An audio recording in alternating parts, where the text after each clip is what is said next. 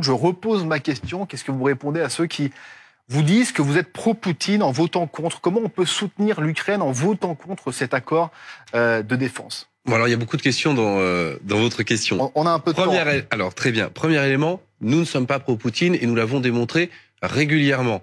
Déjà, nous avons condamné parmi les premiers l'invasion scandaleuse de l'Ukraine par la Russie en février 2022.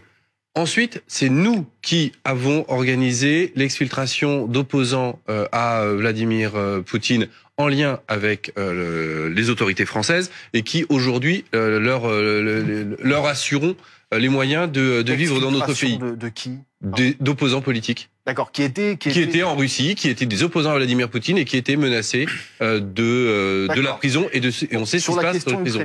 Donc sur la question de Poutine, nous n'avons aucune sympathie pour ce régime. Sur la question ukrainienne, le débat d'aujourd'hui était un débat un faux semblant. Nous ne débattions pas de l'accord de défense signé entre la France et l'Ukraine. Cet accord, il a été signé il y a 10 jours. Il a été signé tout seul par le président.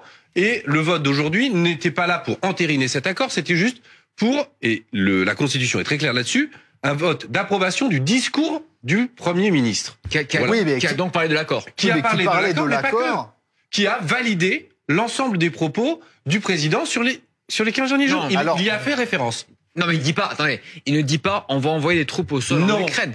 Bien sûr. Alors, très bien. Vous cherchez une excuse pour voter contre? Non, pas du tout. Mais c'est pas une excuse. Non. C'est factuellement faux ce que vous dites. Pas du tout. Si, il a parlé que pratiquement des accords du 6 février. Non, il a déjà parlé. Allez-y.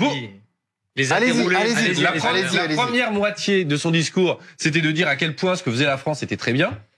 Et la deuxième partie, il a parlé des accords, mais il a aussi parlé des propos du président. Et je tiens à le rappeler, qui est le chef des armées dans ce pays?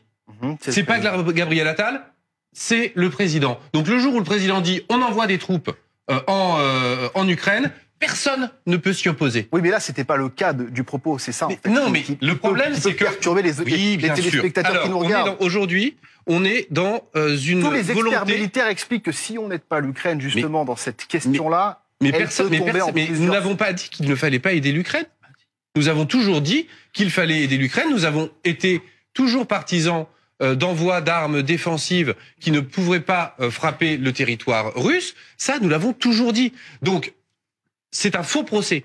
Par contre, ce qui est vrai aujourd'hui, c'est que nous avons un discours va-t-en-guerre du président de la République qui nous met en péril et qui met en péril la paix au niveau européen. Donc c'est ça que vous dénoncez dans votre vote. D'accord, c'est bien de le préciser. Ce que nous dénonçons, c'est ce que le président de la République a dit en Suède, c'est-à-dire qu'il était potentiellement favorable au partage de la dissuasion nucléaire avec les pays européens.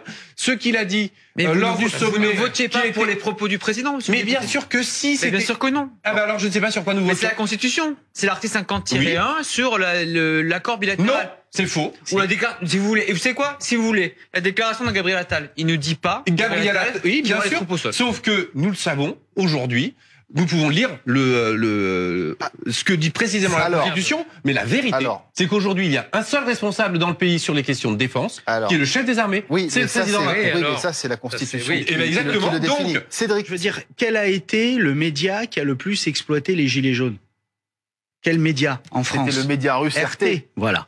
Qu'est-ce qui s'est passé? Je veux dire, les grands titres des journaux de Moscou il y a un mois, c'était les problématiques avec les paysans. Donc en les fait, il faut en finir avec la démocratie. Non. Alors, en fait, il faut pas que les gilets jaunes protestent. Il faut pas que les opposants s'opposent. Non. Si vous ne vous opposez pas à Poutine, vous finirez avec la démocratie. Ça, c'est certain. Pas du tout ce qui a été. Voilà. Pardon? Si nous nous opposons pas tous ensemble à Poutine aujourd'hui, ça sera la fin de la démocratie. Ça, c'est une certitude. Vladimir Poutine va envahir la France? Pardon? Vladimir Poutine va envahir la France. Il va mettre fin à la démocratie en France, comme il est en train de réussir à le faire aux États-Unis, par exemple. Ah, c'est d'accord. Il est très fort. Mais alors dans ces cas-là, il n'y a qu'une seule solution. Il n'y a qu'une seule solution pour régler le problème. Tel que vous le dites, c'est non. C'est aller à Moscou renverser Vladimir Poutine. Bon, on n'en est pas là. Partez pas sur vos grands chevaux. C'est-à-dire que je ne comprends pas. À partir du moment où vous limitez, j'essaie de vous expliquer, vous ne faites que m'interrompre. Non, c'est pas allez-y. À partir du moment où vous limitez le débat à deux extrêmes, et ça vous plaît les extrêmes, puisque c'est ce qui vous permet de faire fructifier votre discours. Et évidemment, il y a d'autres solutions, et ce sont justement ces solutions-là. Ce protocole d'accord, de sécurité entre la France et l'Ukraine, c'est vraiment pas grand-chose aujourd'hui. C'est-à-dire que ce sont des engagements qui sont déjà dans les faits. Mais c'est pas ça l'enjeu. Ça ne nous engage pas plus que ça. C'est en revanche un marqueur symbolique très fort pour les Ukrainiens et pour les Russes. Quel est le conflit du XXe siècle qui s'est terminé autrement que par des négociations?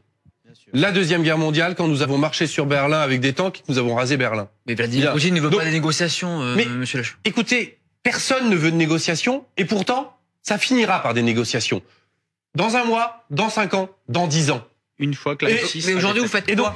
Monsieur Poutine ne veut pas négocier, vous faites quoi? Écoutez, moi, je ne sais pas si Monsieur Poutine ne veut pas négocier. Parce que très bien. Non, c'est mais soyez raisonnable. Écoutez, alors, si personne ne veut négocier, j'aimerais bien que vous m'expliquiez, vous, quelle est la solution?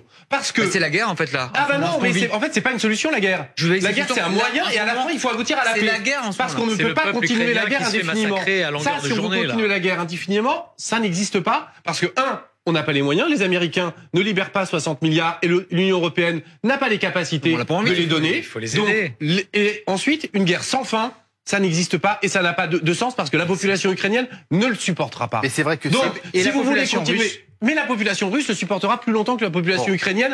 Malheureusement, c'est la stratégie parce qu'on ne lui demande pas son avis. Exactement. C'est toute la différence. Par contre, une dernière guerre de 100 ans. D'accord. Une chose sur la question de, il faut montrer l'unité. Parce que si on montre la désunion, on favorise Poutine.